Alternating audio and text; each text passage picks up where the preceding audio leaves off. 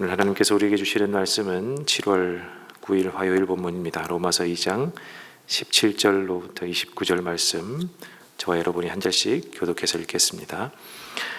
그런데 그대가 유대 사람이라고 자처한다고 합시다. 그래서 그대는 율법을 의지하며 하나님을 자랑하며 율법의 가르침을 받아서 하나님의 뜻을 알고 가장 선한 일을 분간할 줄 알며 눈먼 사람의 길잡이요 어둠 속에 있는 사람의 빛이라고 생각하며 지식과 진리가 율법의 구체화된 모습으로 들어있다고 하면서 스스로 어리석은 사람의 스승이요 어린아이의 교사로 확신한다고 합시다.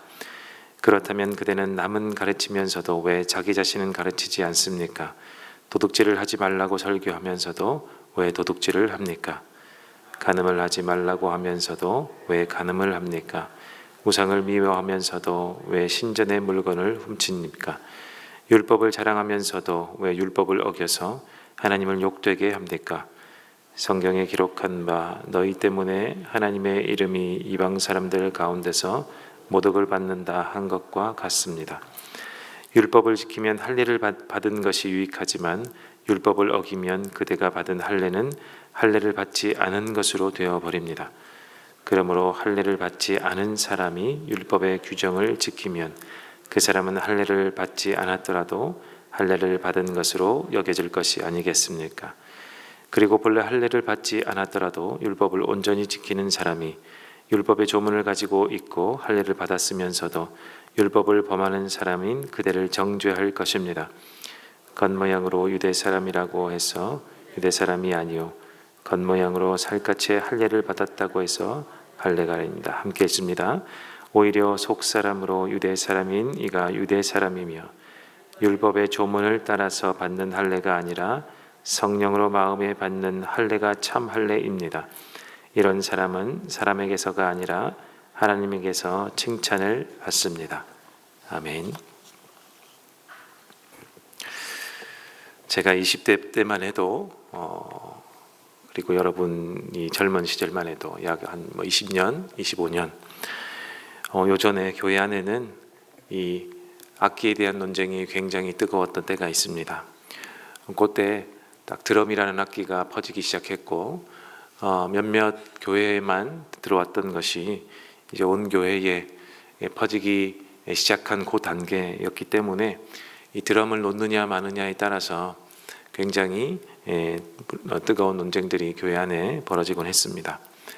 이 드럼이라는 악기가 락밴드가 사용하는 이 사탄을 찬양하는 악기다부터 해서 심장을 이 저음이 심장을 울려서 자극해서 우리 영을 혼미케 한다 등 여러 가지 이유로 반대 이유들이 있었고 또 여러 가지 또 반대 이유로 찬성하는 이런 분위기가 있었죠.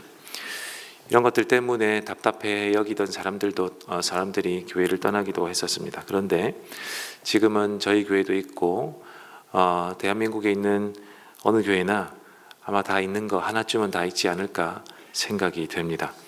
심지어 시골 교회나 농촌의 교회를 다녀보아도 드럼이 이렇게 놓여져 있는 것을 봅니다.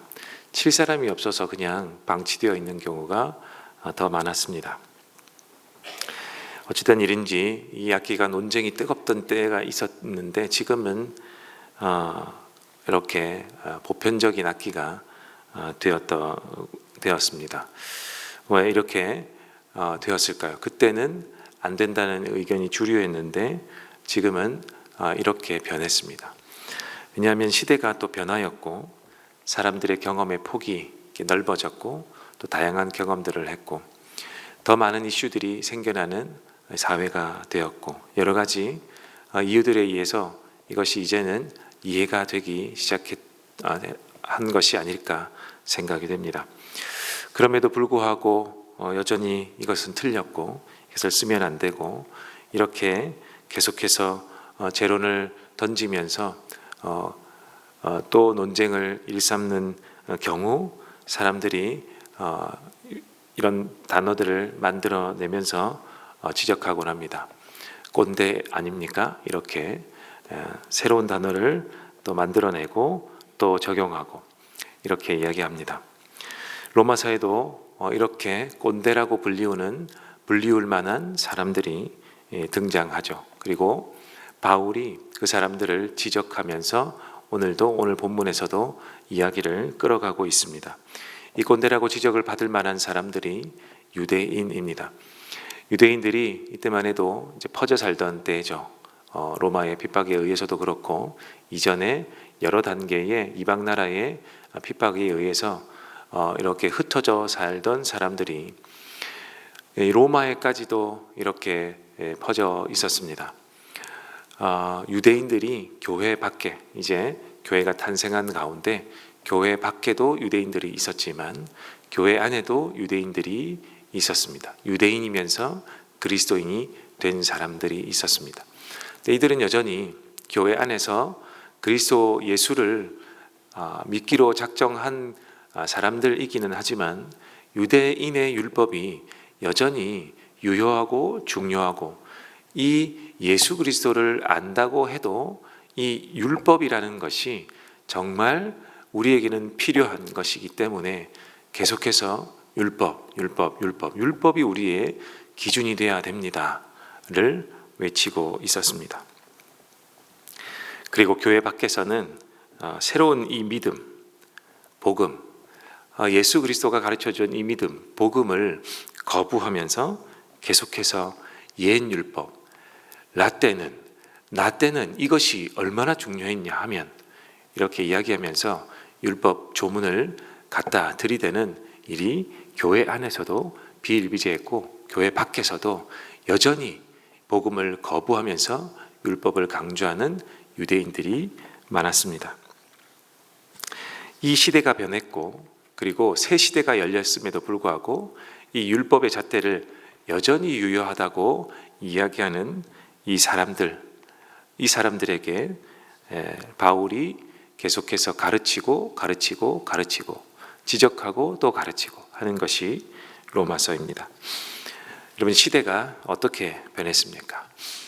바울이 이야기하는 이 시대의 새 시대는 이미 왔는데 이 유대인들이 거부하는 이 새로운 시대는 어떻게 왔습니까? 내일 본문에서 자세히 다룰 것이지만 유대인들과 그들이 받은 율법의 소임이 다한 시대가 되었다라는 것입니다. 이 새로운 시대는 새 율법이 주어졌지 그 옛 율법이 여전히 통용되는 시대가 아니라는 것입니다. 이 새 율법을 누가 가지고 왔습니까? 누가 가르쳤습니까? 바로 하나님의 아들님이신 메시아, 이 그리스도 예수가 가르쳤습니다. 예수님이 오시면서 새 시대가 열렸고 이 새 시대에 맞는 새 율법이 주어졌습니다. 그리고 이 새 율법들을 예수님이 공생애를 시작하시면서 가르치기 시작하셨습니다. 그리고 12제자에게도 가르치시고 만나는 모든 사람에게 이 복음을 가르치면서 새 시대의 새 율법을 전해주셨습니다. 새 율법이 주어졌다는 것은 이제 모두 동일하게 죄인이 되었다는 말과 같습니다. 다시 시작하는 거죠. 그래서 이 새 율법에 따라서 모든 사람은 다시 죄인이 된 것이고 이 새 율법에 따라 이 믿음으로 구원을 받는 새로운 법이 적용되게 된 것입니다. 우리가 잘 아는 새 율법인 것이죠. 오직 믿음으로 구원을 받는다. 하나님께서 모든 것을 계획하시고 하나님의 아들 예수 그리스도가 이 땅에 오게 하셨으므로 이 예수가 다시금 율법의 기준이 되어 새로운 율법을 주실 때에 제시하신 것이 바로 하나님을 믿는 믿음, 예수 그리스도를 통한 하나님을 믿는 유일한 이 믿음으로만 구원을 받는다. 그래서 바울이 초반 1장에서 이것을 바로 이야기하면서 다시 새 율법을 이야기하는 것입니다. 오직 믿음으로 예수 그리스도를 믿는 이 믿음으로 하나님 아버지께 나아간다.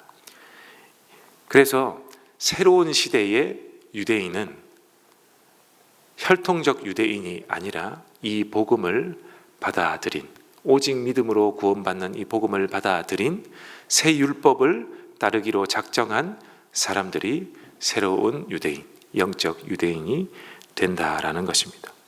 그런데 다 필요 없다 이거 다 필요 없고 그 옛날 것이 귀한 것이고 그 옛날 것이 더 소중한 것이고 그 옛 율법이 진리다라고 외치면 안 되는 시대가 온 것입니다. 심지어 이렇게 계속 그때를 외치는 그들조차 오늘 바울이 지적하듯이 그들의 옛 율법을 어기면서 본인들조차도 지키지 못하면서 그것으로 자신을 구원할 수도 없으면서 깨끗하게도 못하면서 그 혜택만 누리려고 하는 당신들은 잘못되었다라는 것을 오늘 가르치고 있는 거죠. 오히려 이 율법을 받지 않은 이방인이 율법을 더 잘 지키는 경우가 있었습니다.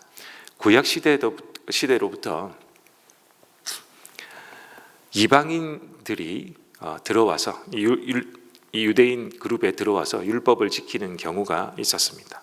그들이 그렇게 해서 이방인조차도 구약에서부터 구원을 받는 이 유대인 그룹에 속했던 적이 있습니다. 우리 신약 초기에도 보면 여호와를 경외하는 자 그리고 하나님을 경외하는 자 이런 표현으로 등장해서 이방인이 이 구약 시대에서부터 하나님을 믿는 믿음을 가진 사람들이 있었는데 오히려 그들이 바울이 말하기를 그들이 더 당신들보다 율법을 더 잘 지키고 율법을 더 사랑하고 율법에 따라 행함까지도 있는 사람인데 오히려 그들이 당신들을 욕하면 어떻게 할래? 당신들이 오히려 이방인이 되는 것이 아니냐 이렇게 논증하고 있는 것이죠. 그들이 오히려 더 복되면 복되었지 당신들은 복되지 않다라는 거죠. 그래서 이들은 알아야 했습니다. 이제 누구나 혈통으로는 구원받지 못한다. 혈통으로는 유대인, 이방인 이렇게 구분하는 그것으로는 구원받을 수 없다. 누가 메시아의 복음을 받아 믿고 또 믿어 행하는지가 관건이다. 이것을 이 유대인들조차 교회 안에 있는 유대인이나 교회 밖에 있는 유대인이나 알아야만 했습니다. 오늘 바울은 그것을 가르치고 있는 것이죠. 새 시대의 새 율법의 구원의 조건은 이 예수 그리스도의 새로운 법, 오직 믿음으로만 구원을 받고 이 믿음으로 아버지께 이르는 이 믿음을 가졌느냐 가지지 못했느냐 그리고 이것을 믿어 행함에 이르느냐 믿어 순종하느냐 1장에 나와 있는 말씀이죠. 믿어 순종케 하는 이 가운데 속하느냐 그것이 구원의 조건인 것을 여러분 믿으십시오. 그리고 여러분의 기준을 바꾸십시오 라는 가르침을 가지고 오늘 가르치고 있는 것입니다.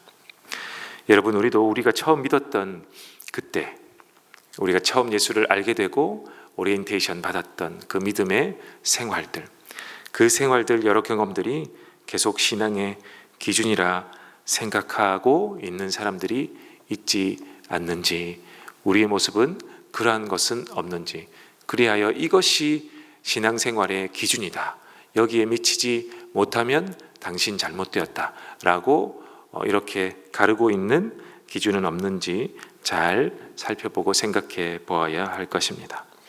우리가 이러한 신앙의 기준이 되는 생활들이 적극 권장해야 될 일이라면 이 아무런 문제 없이 이 공동체가 받아들였고 인정하여 또한 가르쳐서 지금까지 내려왔을 것이지만 그렇지 않다면 여러 군데 문제가 불거지고 또 터지고 이러한 변화의 과정들을 겪게 될 것입니다. 내가 알고 있던 것이 어느 순간 문제에 부딪혀서 여러 사람들로부터 질문을 받거나 의문보호를 받는다 그러면 혹시 시대가 바뀌었는데도 여전히 내가 이것을 고수하려고 있는 것은 아닌지 우리가 생각해보는 그 사람이 성숙한 그리스도인이 될 것입니다. 또한 반대로 정말 고귀하고 고결한 이 신앙의 생활 가운데 한 가지임에도 불구하고 도전을 받을 때에 성숙한 교회는 이것을 다시 한번 토론하고 또 이것을 지키는 것이 옳다고 여겨질 때 다시 한번 가르치고 이것이 성숙한 교회 공동체 그리고 교회가 될 것입니다. 오늘 성령이 우리에게 또 이 말씀으로 가르쳐 주실 때에 우리를 다시 한번 돌아보게 하고 또 우리 교회를 축복된 길로 인도하게끔 우리가 함께 기도하게 하실 줄로 믿습니다. 우리 함께 기도하실 때에 오늘 말씀을 생각하면서 옛날만 추억하는 그리스도인이 하나님 되지 않도록 도와주십시오. 새로운 시대에 정말 복음의 진리는 변하지 않지만 많은 사람들이 포용할 수 있을 만한 가르침들, 신앙의 생활들을 내가 모르고 있는 것은 아닌지 하나님 다시 한번 기도할 때 깨닫게 해주시고, 정말 지켜야 할 것이 있다면 꼭 지킬 수 있는, 이 진리를 고수할 수 있는 그리스도인 되게 하옵소서. 우리 기도해 주시고, 두 번째는 우리 교회를 위해서 기도하는 화요일입니다.